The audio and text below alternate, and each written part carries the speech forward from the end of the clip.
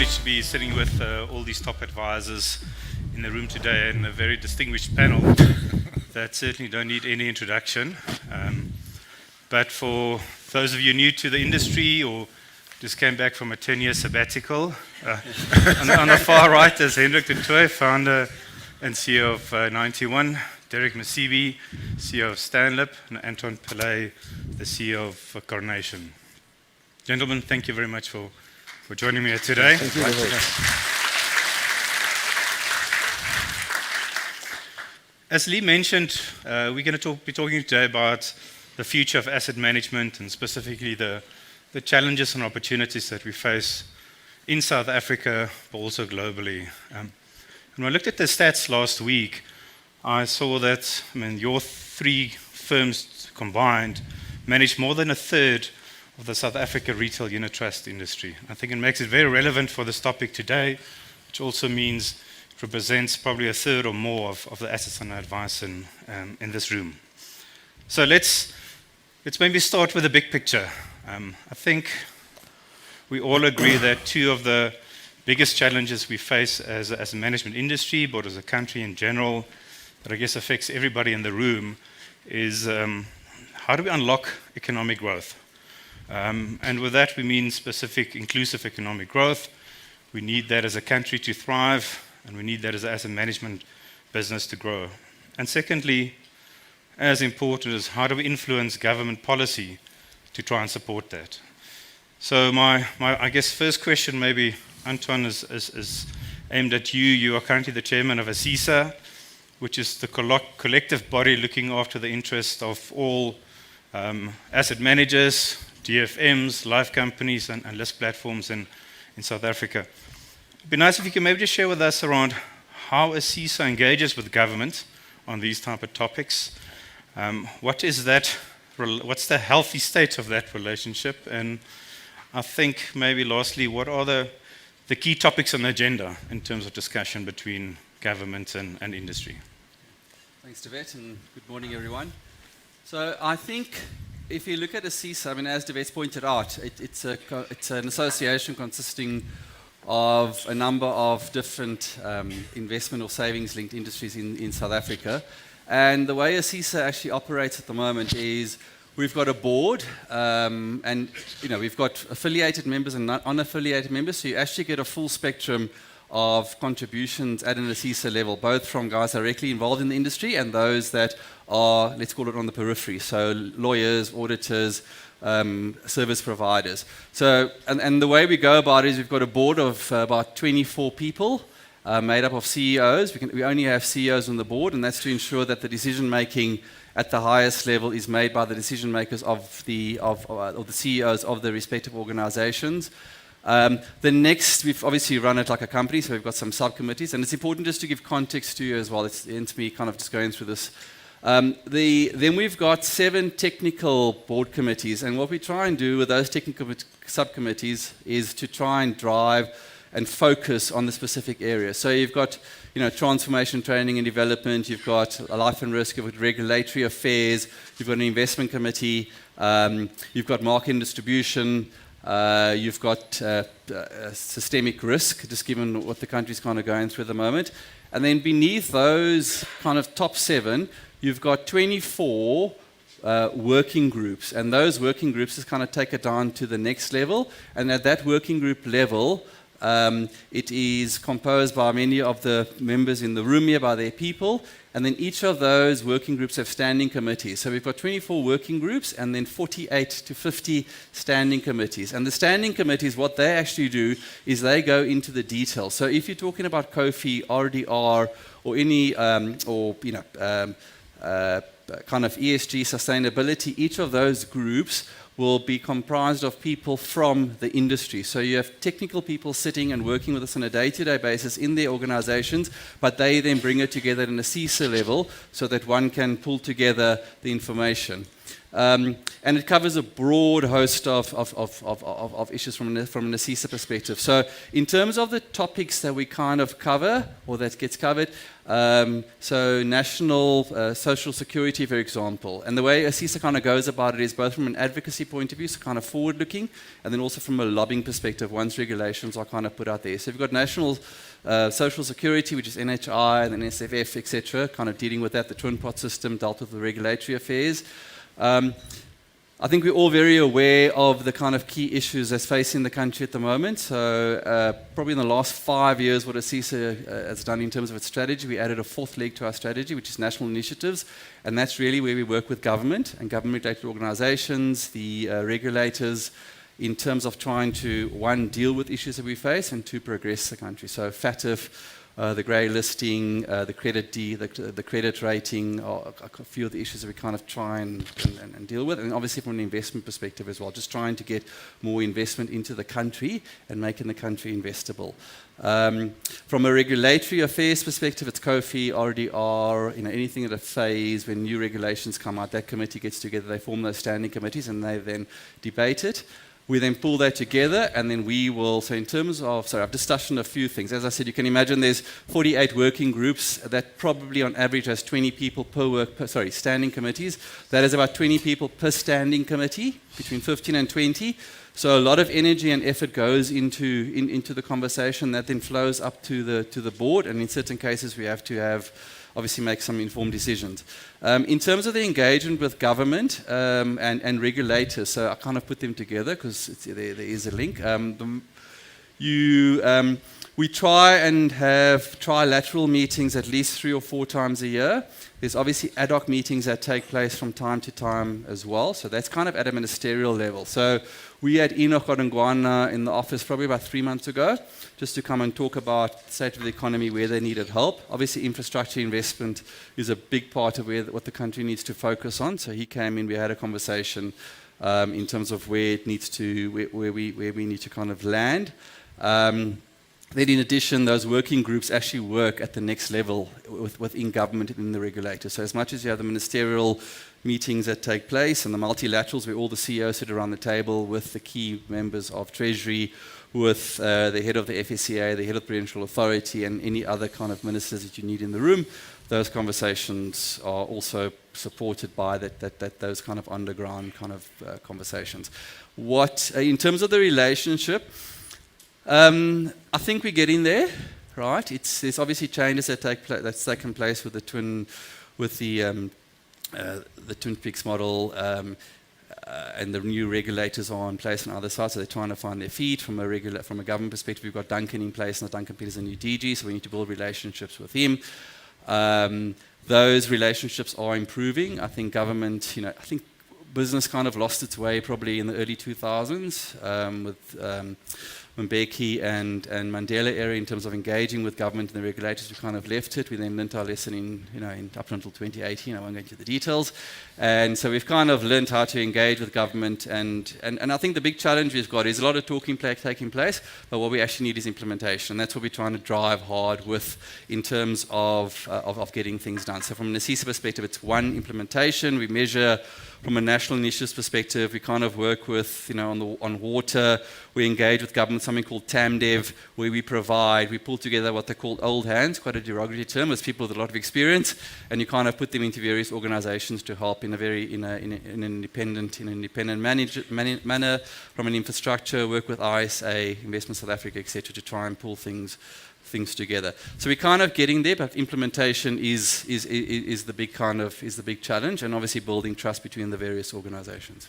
Thanks, Anton. And I guess what it has, significant amount of interaction, lots of needs of people, so maybe we'll send a couple of nomination forms around if you need to fill some of those committees afterwards. Sorry to interrupt you. Can I just remind people here? So I was the founding deputy chair of IMASA, which was the old ASISA. And Henk Beets, me and Leon Kampfer sat in a room.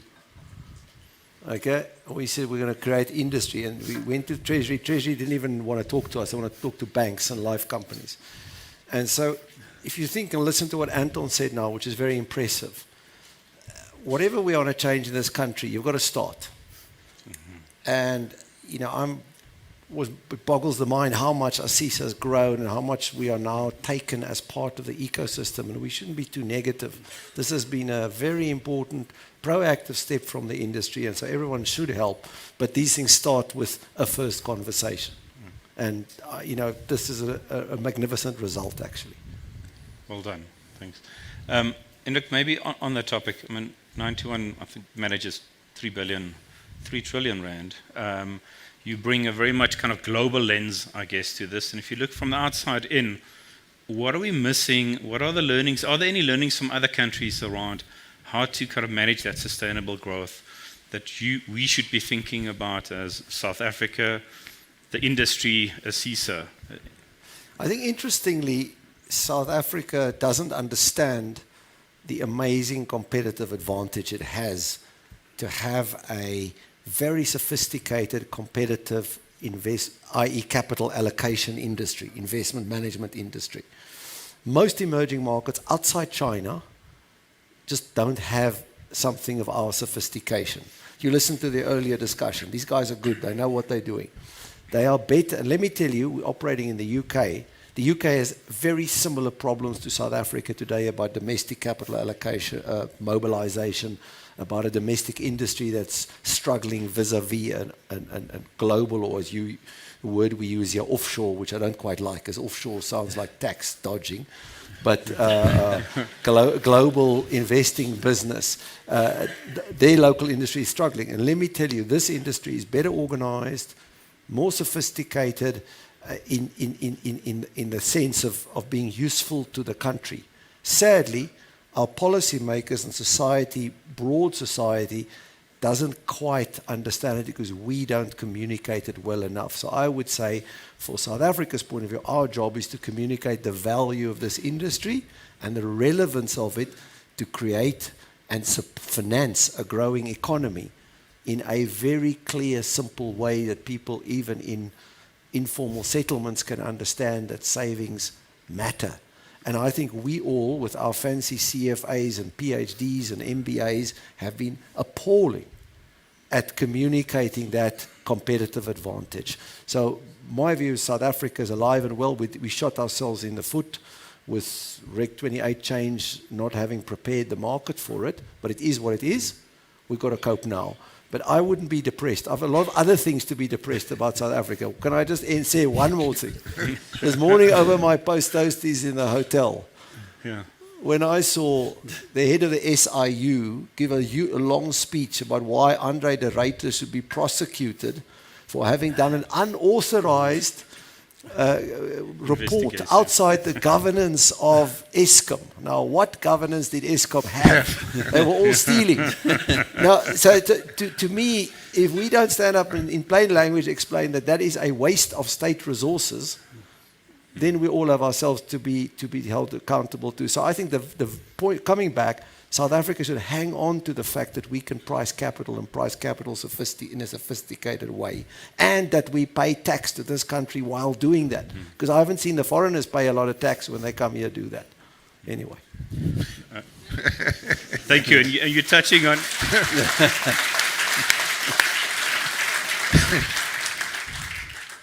Thanks, Andrew. You're touching on governance. We'll get to that just now. I guess it's around what we do to support that. It's about policy. But if we then move to implementation, you touch on regulation. So, Derek, just on the slide, you can see we're in a very highly regulated industry, very complex industry for all of us, whether you're asset manager or advisor or DFM, to manage through that. Do we have the right balance between growth and regulation in South Africa? Thanks, David. I think this thing goes in swings. You usually have a major event that swings regulation from one extreme to the other. Whenever there's a financial blow-up, the regulators will come and impose all kinds of capital requirements, operational requirements, risk requirements, which will shift the pendulum to one side where regulation becomes burdensome. And so I think we're at the stage now where there is a move towards trying to find the balance, because clearly the level of regulation had moved towards the left. And unfortunately, when you have an increase in the burden of regulation, it favors incumbents. It makes it harder for new players to come into the market, and therefore you have a debate about the overall competitiveness of a particular industry that's heavily regulated. Maybe that's what the regulators want, but at times I get the feeling that it's not their intention to do that. They find themselves there, and therefore, which is why you find this idea of moving to the other side. What we know is that the cost of regulation in our businesses is escalated. If there was one career that I would recommend to anybody thinking of entering financial services today, it's not to be CFA, definitely not to be CEO of an asset manager. You know what that is? Head of compliance. because the head of compliance in any financial services organization is the ultimate decision maker. If it's a guy, he'll tell you to F off. If it's a woman, she'll do it in a very nice way to tell you no, that you can't do anything. So and you can go look, if in your organizations that you belong to, where has been the highest growth in headcount? Just done it. That's where it is. And so I think we do have to have the debate that by having that amount of resources dedicated to enforcing and monitoring regulation, what is the trade-off that we are making between that and putting those resources into the productive side of solving clients' problems? Because that's really the issue. That's why we exist here. Well, we're here to solve client problems. Thanks. And like you said, they're all keeping all of us out of jail. That head of compliance, which is an important part of it. If we shift, maybe kind of, you spoke about stifling growth of the asset manager industry. I guess if we go to the next topic, which maybe is the elephant in the room, is around consolidation of asset managers. If there are kind of two pieces I want to quote. The one is a very recent PwC report that was released where they're basically saying that 16% or a sixth of all asset managers will be swallowed up in the next 5 years, which is twice the turnover rate you've seen around mergers and acquisitions in the asset management industry.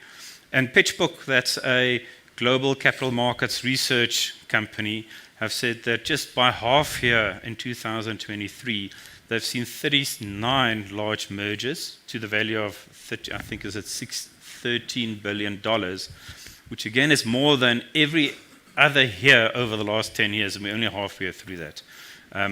So maybe it's an open question to the panel. So if I set the scenario, in South Africa, I don't know if people know, we've got more than 500 registered asset managers in South Africa.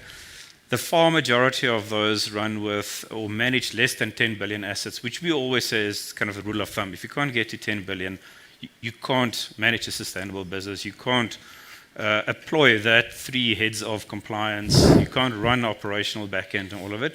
No, you can't start there. It's a journey to get there. But I mean, with that global backdrop in mind, is that what we can expect in South Africa? I mean, are we going to see consolidation in South Africa in the asset management industry?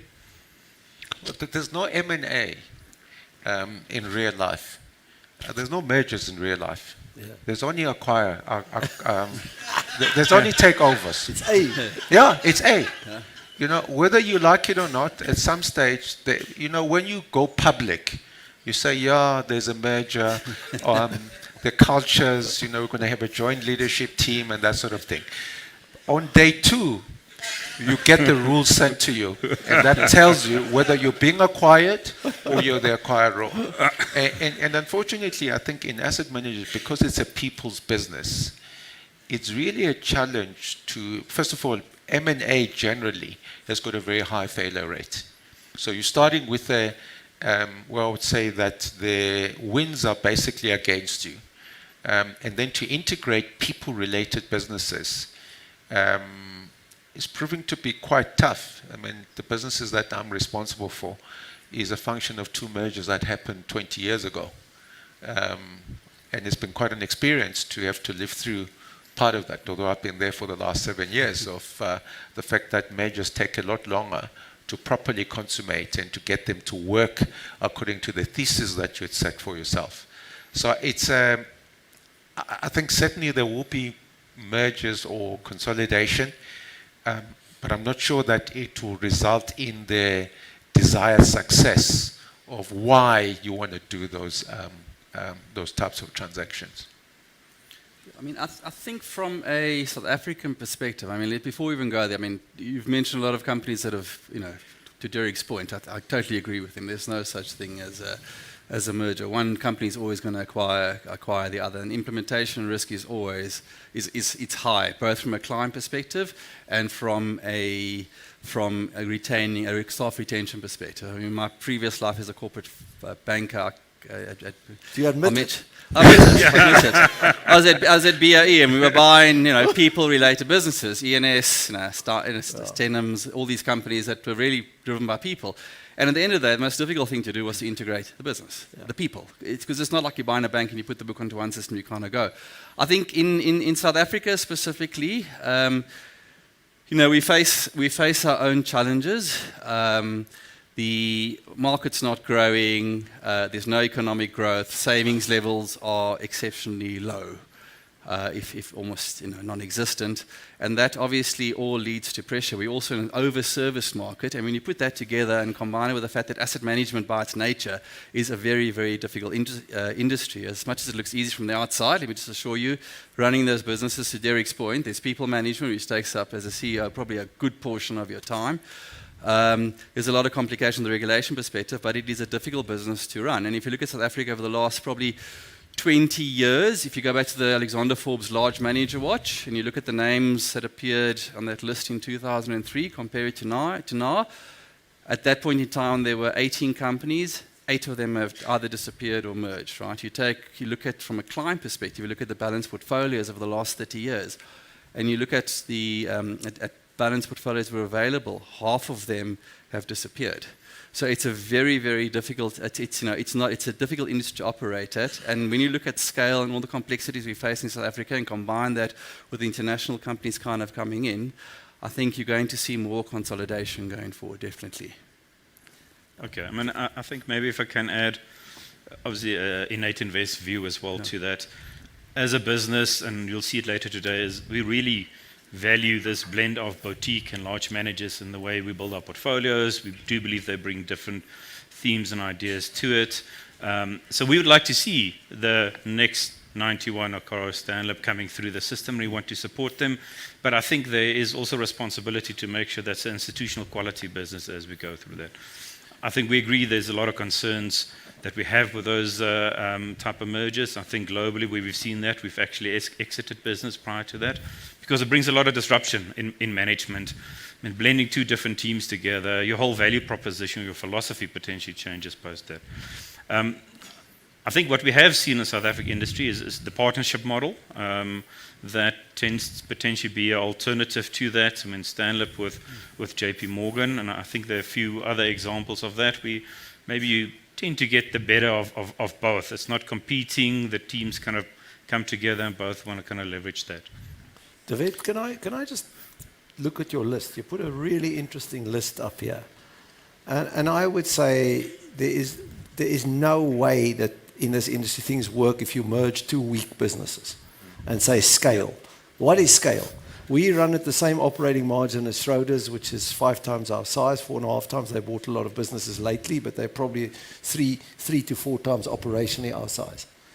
We've got the same flow dynamics in the comparable product. You can make the flows look good by buying into new areas and for temporarily getting some flow because you bought a business like T. Rowe Price bought Oak Hill. They still had terrible flows this. Great business, T. Rowe Price, but still had terrible flows this. And I'm looking the world to see guys with worse flows than us at the moment, because that sort of makes me feel good. But they bought Oak Hill to go into the credit business, which they didn't have any knowledge of. Franklin Templeton Legg Mason is just big. Jenny's buying everything, and that scale hasn't translated into earnings in any way. Or in flow, but they are going for super size, and that's a legitimate strategy, and the Johnson family is rich enough to try and do it. Jupiter Merian was an unmitigated disaster, and actually the Jupiter guys, Andrew Formica, if he was here today, he would admit he was lucky with 3 acquisitions before, or good in his previous life, and he thought this could go on. And, he got a culture fit that just didn't work, and overexposure to UK equities. I think Lariam and Tantalum is sensible because these are teams joining. It's not because Murray's in the room, but these are teams joining. And he wanted an office in Cape Town. Alawana, Fina, similar, sensible. Stonehaig Fleming is Rootstock because this is a small business bringing a client base. It's not an M&A transaction of note. The Qantas deal, I don't know, but I think it's sensible. This is a group of people wanting one office. And then you got a whole lot of you got index businesses together, which you can throw together. There's no problem. And then Sim and Absa took a month of Sundays in terms of time. But there is a distribution agreement which makes sense. So you look at each of these things very independently, and to say that we are going to merge ourselves to success in the industry is not possible. We've got to work ourselves to success. We've got to lower our cost base. We've got to make sure we use technology, other things properly, and we've got to deliver a value proposition to clients to survive. But given the current economics of our business, fairly high operating margins, very weak point in the cycle, when things are definitely going to get better, because the last 18 months was the worst that actually I've seen in a long time, except the financial crisis. And that means firms panicking at the wrong time can destroy immense value. And so I think your way of assessing it is the right way. But this is such a fragmented industry. It's only at index and solutions level where it's going to scale and become dominated by 4 or 5. At the artisanal end, it will never. Because smart people like to work in small teams and like to do things their way and not get orders from corporates. Yeah. If we have time, we can come back to it, but maybe it's not about full acquisition, but maybe there's some teams that is just looking for a certain capability and go and pick that up, and that's much easier to pick up and put down on your team. Let's move to impact investing in ESG. I think it seems to be drawing a lot of emotional connotation or feedback from all sides of the picture these days. I guess Greta Thunberg, the Swedish activist, the young Swedish activist, is on the newspapers in the European kind of Euro news that I kind of follow at least once a week. Lots of greenwashing scandals. Hendrik, 91, and you personally seem to be very passionate about impact investing.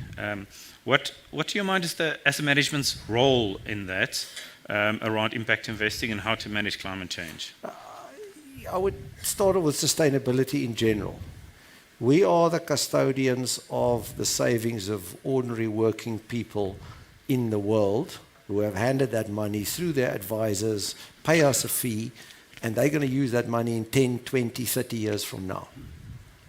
If we are accomplice to a world which is destroying itself at the fastest rate ever, and you just look at the Canadian fires, look at the floods. I mean, this week, 2,000 people in 3,000 in Morocco, 2,000 in Libya dying. I mean, something's wrong. Okay, so let's just address the issue. And in that sense, we then say to our investors, you can either invest consistently with good principles, or you can apply capital to commercially make money but have an impact as well and measure the impact. Okay? So that's the two strands that we believe we should, because we start off by saying there is a massive risk which is not properly priced in markets. It's starting to be priced, but the last year and a half we all forgot and we're not pricing it. So understand that liability will come home to roost at some point and therefore prepare for it. I think where I have an issue with the ESG industry, which is similar to Derek's one with compliance, I have a bigger issue.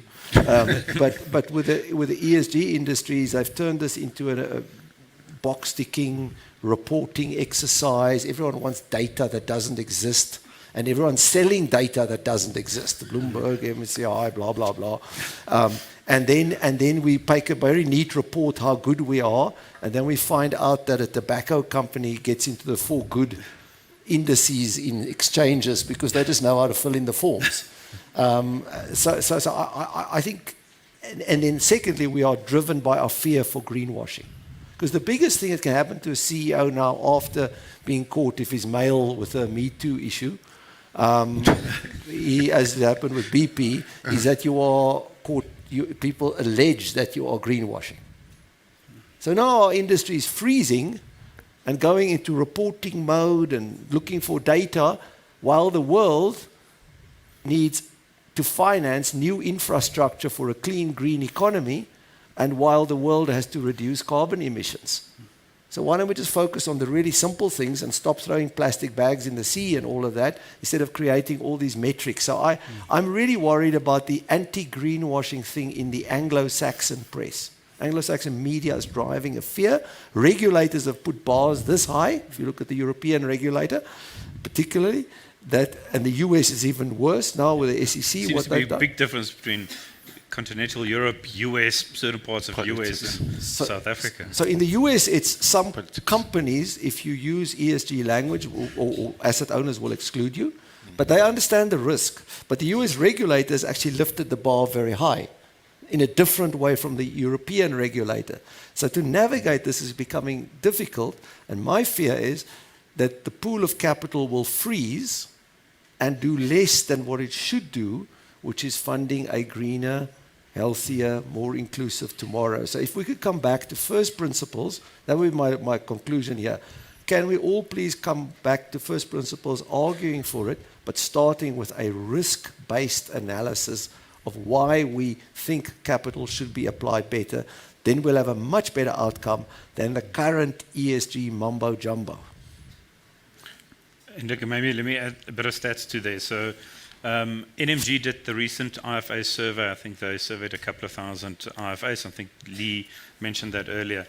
It's due out in the next couple of days or weeks. And interesting, out of the IFA feedback is that 50% of IFAs or advisors were saying that they believe some level of ESG consideration in portfolios is improving returns.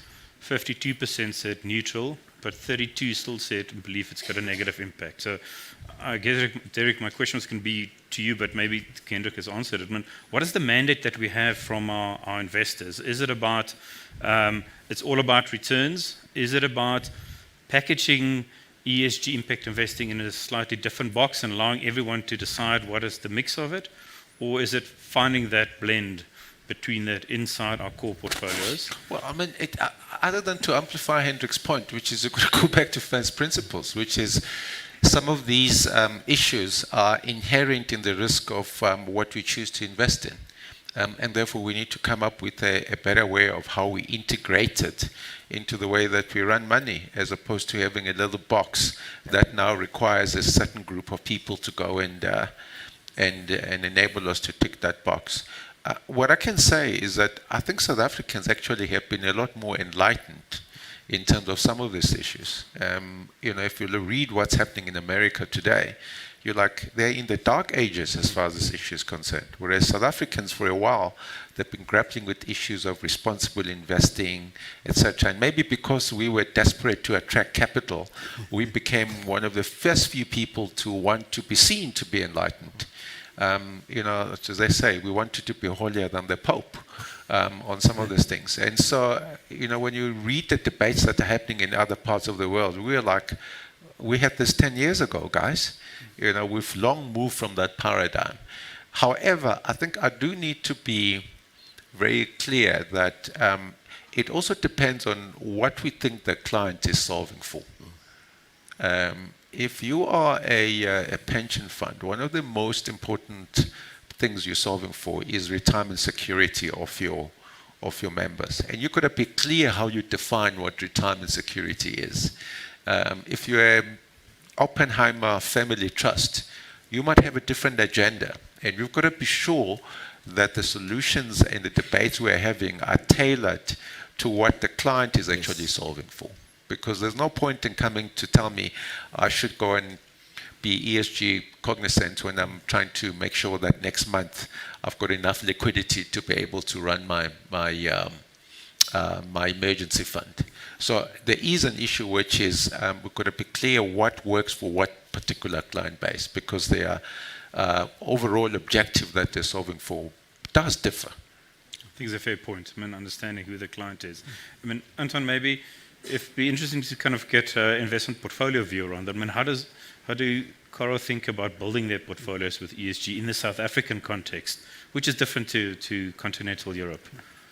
So before I answer that question, I just want to pick up on something that the two gentlemen on my right said. I mean, and this is the big challenge we've got when we engage with government and regulators, is to constantly remind them that we're not a bank and that the money that we invest actually belongs to our clients. So we find that as one of the biggest challenges in terms of engagement with regulators, government, etc., when they looking for investment in infrastructure, for example, is to constantly remind them that this is not a bank where you kind of can, you've got a loan book, that it's the client's money. I think that kind of quite importantly as well talks to the intention and the mandate that we're given by our clients. So I think it's just worth bearing that in mind whenever you're engaging with government or treasury, just to constantly remind them about that. I think when it comes to ESG from a South African perspective, totally agree with the comments that have been made here, and I think we've made good progress on the S and the G in SA, but I think it has become a bit of a box ticking exercise, and specifically as we move into the G part of it. And it's at the end of the day, it's all about active engagement and stewardship of the client's money that I just referred to early on in terms of the mandate. So the way we kind of look at it is we integrate the ESG considerations into the investment process, so we don't have a separate team sitting next to the investment team. That's kind of where the world's kind of moving to, right? I think that's how the world kind of started, but now it's been very much integrated into the process. So we've got one person who sits, and if there's anything big that needs to be investigated, she'll go away and investigate it. But the investment team, when they're analysing the companies, integrating the investment process, and to the comment made early on, it will affect the risk premium or the valuation to the extent we feel that they're not dealing with it specifically. We prefer engagement with the management company. So typically we will engage with the management company on the issue at hand, and that I think is a much better outcome than disinvestment, because disinvesting from an entity leaves it potentially, if it's moving towards an unlisted environment, leaves an unregulated industry where you're not really talking towards the cause, right? And the cause is to have a transition to something better for the world when it comes to particularly carbon emissions, for example. It doesn't mean it's easy. There are obviously nuances and imbalance in place, and one's got to kind of manage that as well when you're engaging with the client. So you could have two clients at Coro, for example. And the one client is very much pro-green, and the other one is a mine pension fund, right? So to move forward, you've got the one wants to retain workers, and the other one wants to move forward and move away from coal mining, for example. And so it's important to try and find that balance.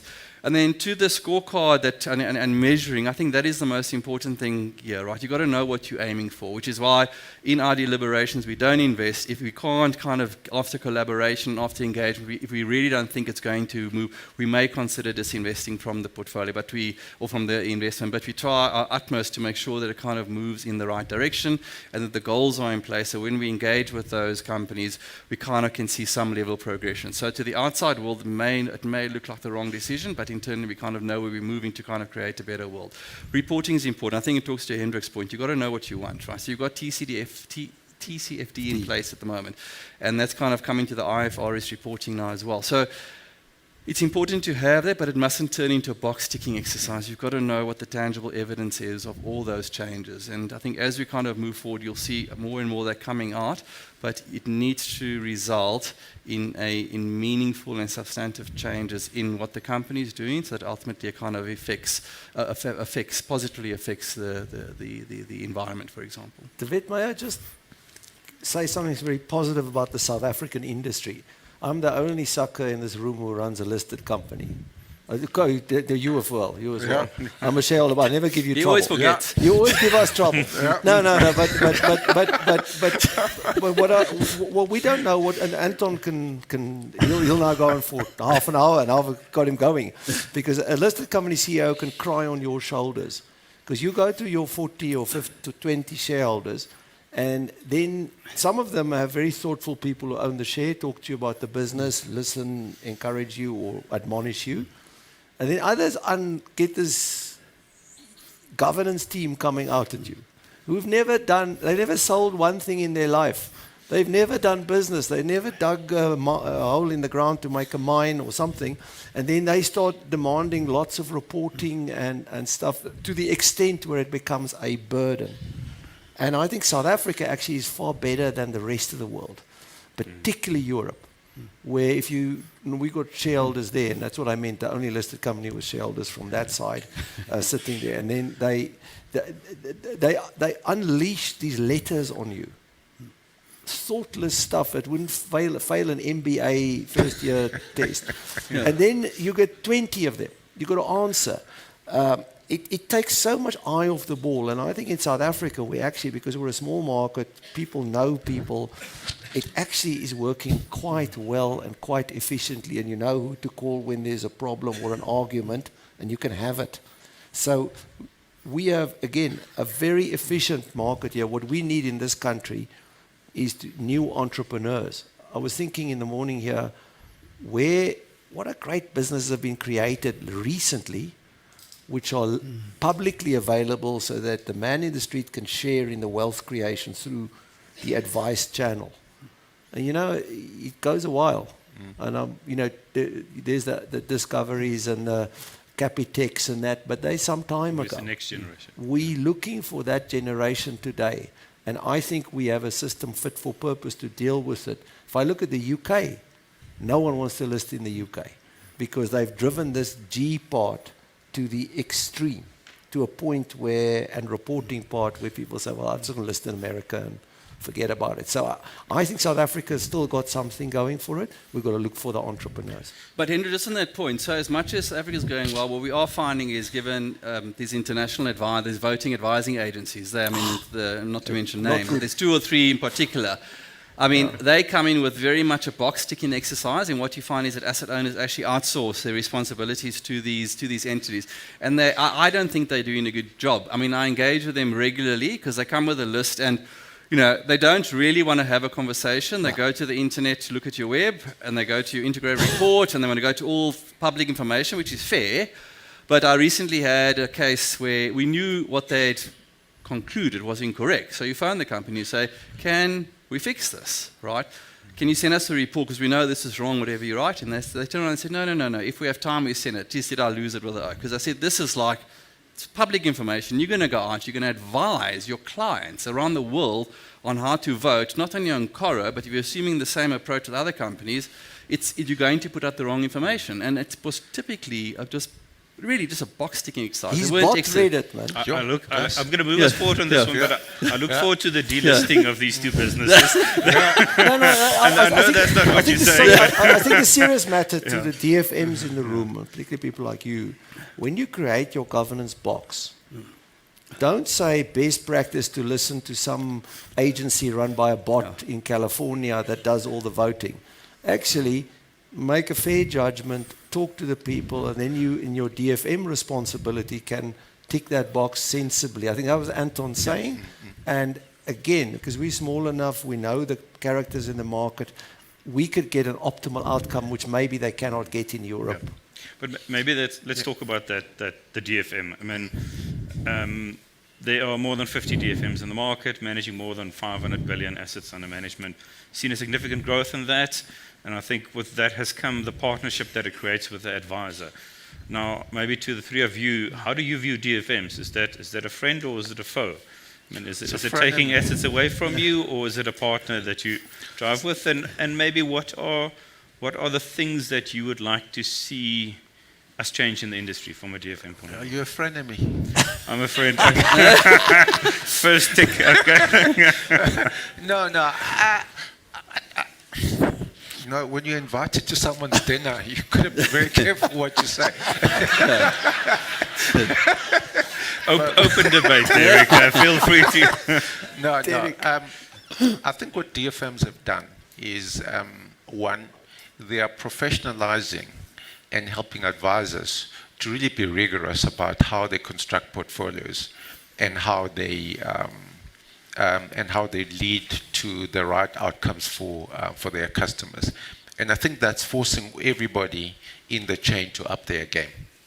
Because what's happening is that type of inquiry that's being made of asset managers by DFM is similar to what they've had from the more established asset consultants, the towers, etc., etc. And what the great thing about that is that it forces everybody to up their game. Secondly, I would say that there's no doubt that all of us are fighting for the investment management margin, because that's the part of the chain that's still very rich, that has not been severely disrupted by all the other changes. Less people have gotten cleaned out.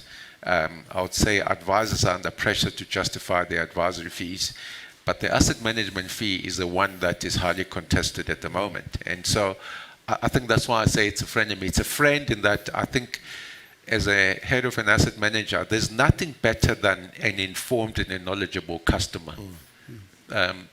The worst customer to have is one who really doesn't understand why they bought your solution and why they picked you as a manager. And I think what's happening now in the DFM space is that there's a lot more professionalization.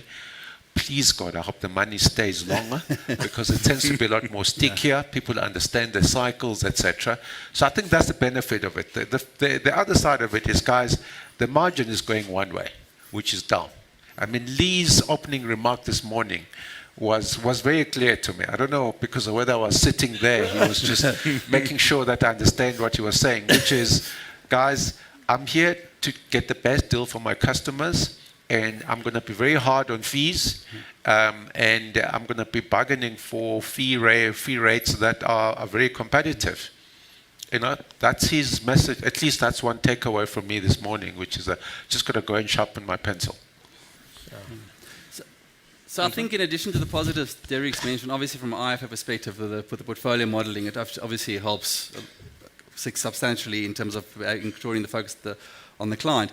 I think the negatives, to pick up on Derek's last point there, is I think we've just got to be very careful, the DFMs will be very careful that in pursuing margin, you don't compromise the quality of the asset managers that you select. And I think we are starting to see, we've started to see that come through in the last few months. So that's kind of, I think, one of the negatives that's coming through. I think the other negative potentially is also just around aligning itself, or looking to align itself with the rest of the retail industry in terms, and particularly CIS, in terms of the performance of the portfolios, so that your end clients can actually be in a position to adequately assess where the DFM model portfolios are relative to the rest of the CIS industry. And then it is important that one kind of gets that transparency into the market. And I mean, if you look at kind of the disclosures that the CISA standards have put out, that could probably provide a good indication. I think to your opening question, I think it just really depends where you sit in the value chain, right?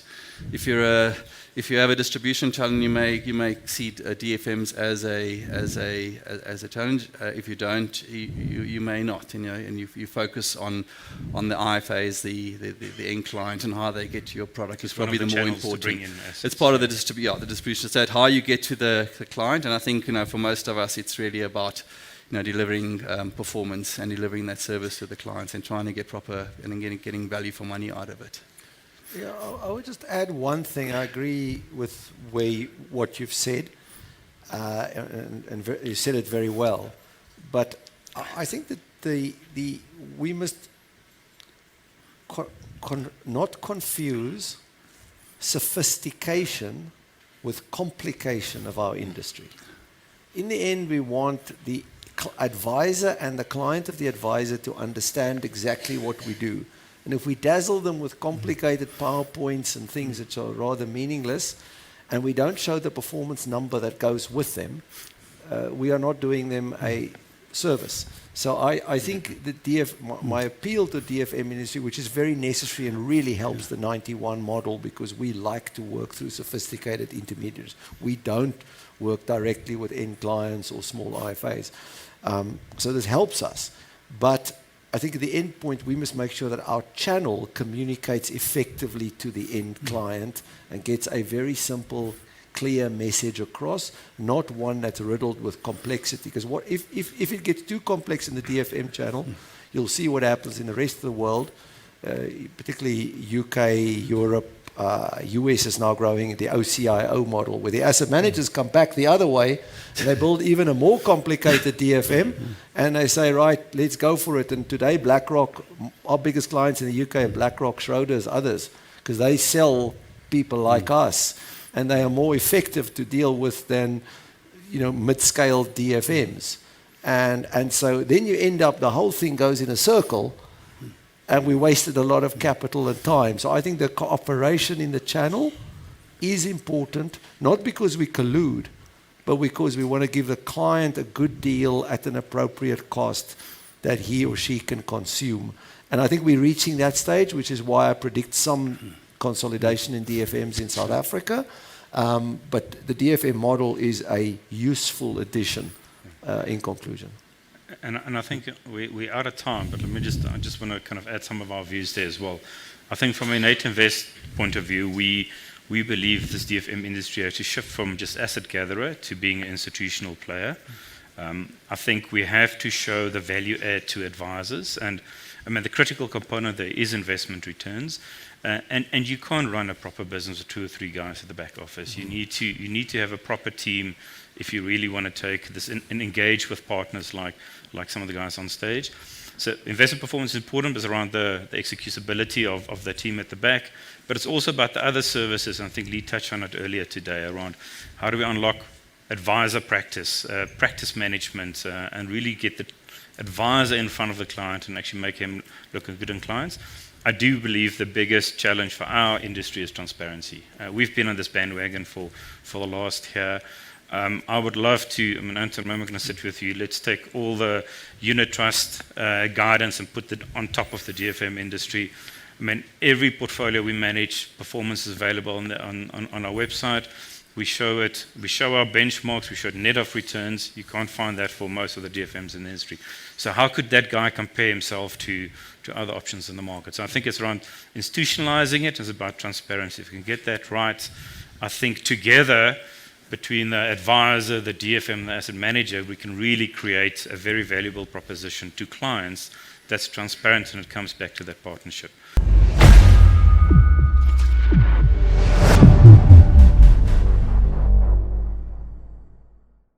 INN8 is a registered trademark of Stanlib Wealth Management Pty Limited, an authorized financial services provider.